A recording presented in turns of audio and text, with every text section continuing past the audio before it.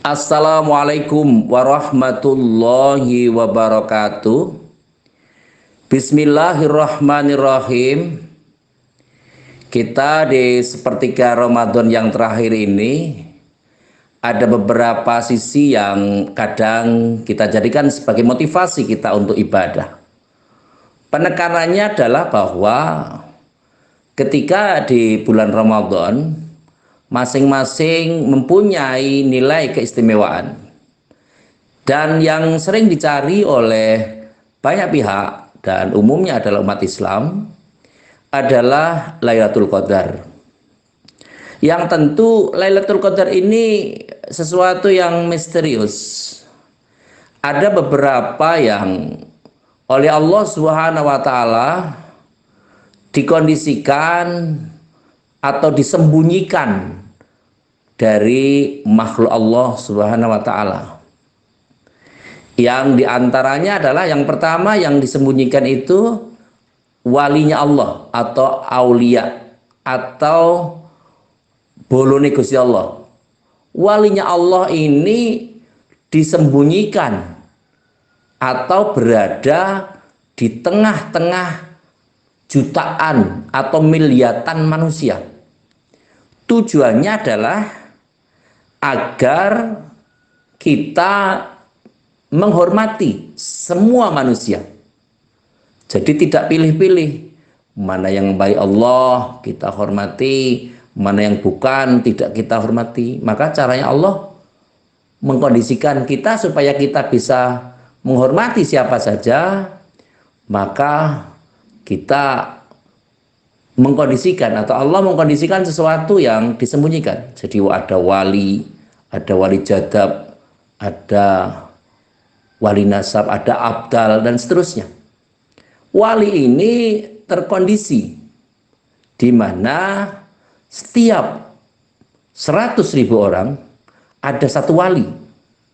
Tetapi kita perlu pahami sama-sama bahwa aulia Allah atau walinya Allah ini sangat-sangat spesifik. Ya'riful wali ila wali. Yang bisa mengetahui wali hanyalah wali. Kalau tidak wali ya tidak bisa, karena tidak satu frekuensi.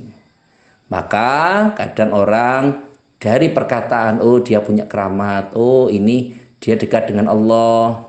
Kalau misalnya dulu ada namanya Allah yarham, Allah almarfurlah simbah Kiai Maimun Zubair. Ini kita sebut wali. Kiai Muhammad Hashim Asy'ari itu juga wali.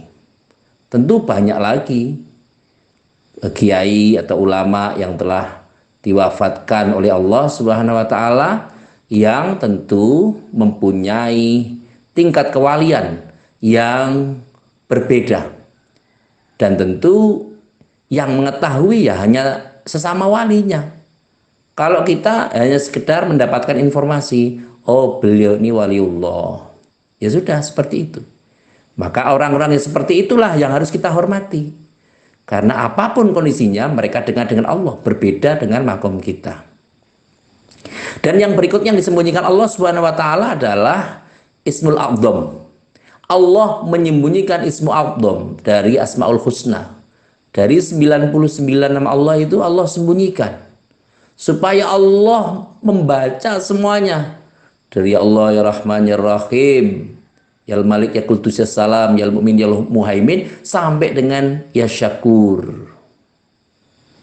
Atau sampai dengan ya Sabur.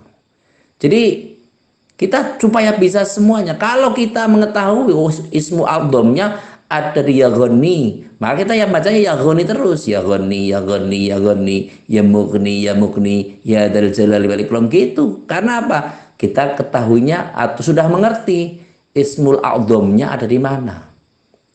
Maka setiap manusia mempunyai Ismul A'dzam yang sendiri-sendiri dan harus dicari. Sehingga Allah menyembunyikan itu, dan karenanya 99 Asmaul Husna atau sifat-sifat Allah ini atau nama kesempurnaan Allah ini perlu dibaca semuanya kalau memang kita belum tahu Ismul A'dzam kita. Tapi kalau sudah tahu ya tidak apa-apa, itu bagian dari rahasia yang sudah Allah berikan kepada kita. atau kepada orang yang mendidik kita, yang membimbing kita, guru syariat atau guru spiritual kita. Yang ini perlu juga kita tanyakan kepada beliau, karena beliau mempunyai makom yang khas, mempunyai makom yang khusus di sisi Allah Subhanahu wa taala. Dan yang disembunyikan yang ketiga adalah Lailatul Qadar. Lailatul Qadar ini sangat beragam. Jadi menurut Sayyidatuna Aisyah, Lailatul Qadar ini dicari di 10 hari terakhir.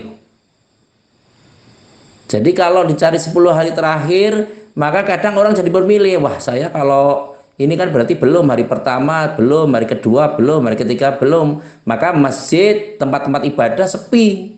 Nanti kalau udah malam ke-21 sampai dengan selesai, itu biasanya ramai. Karena apa? Petunjuknya seperti itu. Petunjuknya 10 hari terakhir. Tapi ada juga Ibnu Abbas menyatakan bahwa Lailatul Qadar bisa dicari di 7 hari terakhir.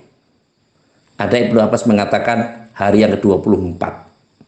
Artinya kalau hari 24 berarti belum tentu malam ganjil, bisa juga malam genap. Jadi mengimbangi dari istilah 10 hari yang terakhir tadi.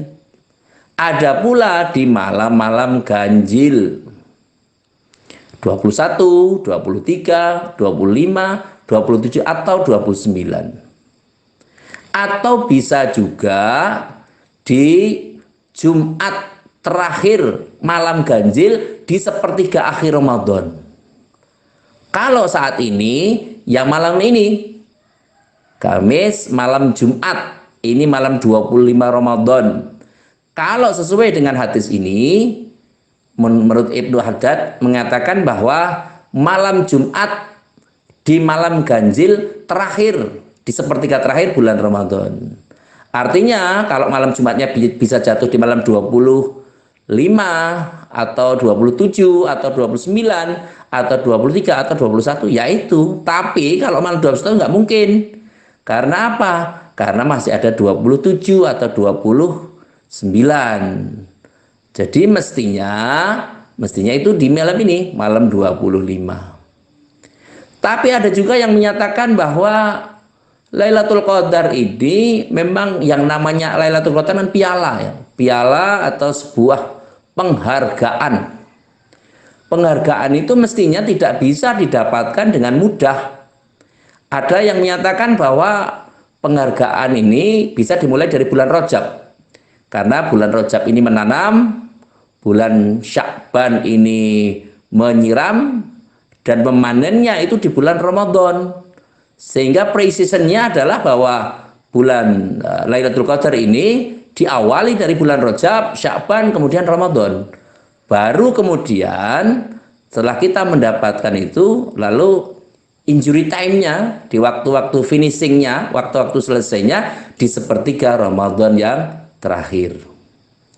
Karena mungkin bisa kita kondisikan kalau menurut cerita yang ini, mungkin saudara semua pernah membaca di Durratun Nasihin, ada orang-orang yang diceritakan, ada yang namanya Sam'un, ada namanya Yusa bin Nuh, ada namanya Muskil.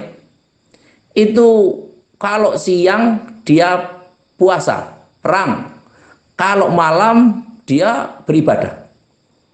Umurnya ribuan tahun. Nah, ketika harus mengimbangi seperti ini, kan sulit sekali. Jadi kalau Sam'un, biasanya Romawi itu menyatakan Samson. Yusa bin Nuh itu muridnya Nabi Musa. Dan ada pula pendapat yang mengatakan Yusa bin Nuh itu setelah Nabi Musa wafat, maka itu jadi nabi.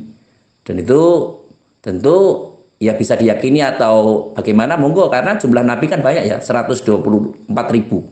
Jadi dalam hal ini tentu bisa kita ketahui bersama bahwa ketika ada cerita itu kemudian Nabi ngendika bahwa usia umatnya Kanjeng Nabi Agung Muhammad SAW antara 60 sampai 70 tahun. Ketika itu ada umatnya Kanjeng Nabi, ada sahabat yang mengatakan, wahai Kanjeng Nabi, ya kalau begitu bagaimana cara kita untuk bisa menyaingi mereka? Karena nggak mungkin kan usia kita pendek. Sementara yang diceritakan tadi kayak Sam'un itu usianya sangat banyak dan sangat panjang. Dia perang membela agama Allah. Kalau dia siang berpuasa dan sekaligus perang dan kemudian malamnya beribadah. Sehingga Kanjeng Nabi mengatakan, tenang saja, umat Islam ini mempunyai sesuatu yang luar biasa. Luar biasa dalam hal ini adalah bahwa ada kondisi yang memberikan sesuatu yang lebih daripada kalau memang kita bisa menemuinya, itu satu malam itu sama dengan kondisinya sama dengan 83 tahun 4 bulan. Kalau setiap hari atau setiap tahunnya kita menemukan Lailatul Qadar 5 tahun saja, itu berarti sudah berapa ratus bulan saja kita bisa menemui Lailatul Qadar, dan usia kita akan panjang sekali. Kalau dalam kehidupan kita selama 20 tahun, setiap tahun kita menemui Lailatul Qadar, berapa usianya? 1000 bulan kali, berarti kan 20.000 bulan. Luar biasa kondisinya. Jadi kita sebagai umat Islam tidak perlu merasa risau dan merasa canggung terhadap hal ini. Karena suka tidak suka, ya kita yang mengalaminya. Sehingga proses ini tentu diadakan sebagai satu kondisi. Karena Lailatul Qadar ini cerminannya seperti apa? Ya karena kalau Lailatul Qadar kan orang yang menemui juga tidak bisa dibuktikan. Orang yang mencari juga tidak mesti ketemu.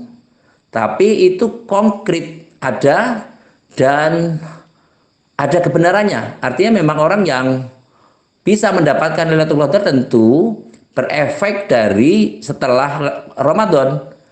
Jadi ketika setelah Ramadan, mungkin bulan Syawal sampai dengan Sya'ban, bagaimana? Kalau semakin soleh, ya berarti dia mendapatkan Lailatul Qadar. Tapi kalau tidak, tentu ya wallahu alam. Tapi tentu saja kita tidak hanya mengkondisikan dari sisi matematika ya, dari sisi malam ganjil genap begitu. Tetapi tentu Lailatul Qadar ini Allah memberikan kondisi. Mungkin orang-orang yang dikehendaki Allah meskipun non muslim itu dilalah itu mendapat hidayah untuk bisa masuk ke muslim. Karena apa? Di malam itu ribuan malaikat turun dari malam sampai fajar. Dan ketika orang mendapatkan hidayah, maka tidak ada hal yang tidak mungkin. Segalanya pasti mungkin terjadi. Sehingga dalam hal ini, mari kita giatkan ibadah kita, baik yang sekarang masih dalam kondisi siap siaga untuk menyambut Lailatul Qadar, atau mungkin semangatnya sudah turun, atau seperti apa, mari kita semangati lagi. Mari kita baca Quran, mari kita semangati lagi untuk beribadah, untuk iktikaf di masjid. Kalau sudah sampai masjid ya jangan cerita-cerita sendiri, jangan cerita dengan teman-temannya, tapi mari kita berdoa sebisanya.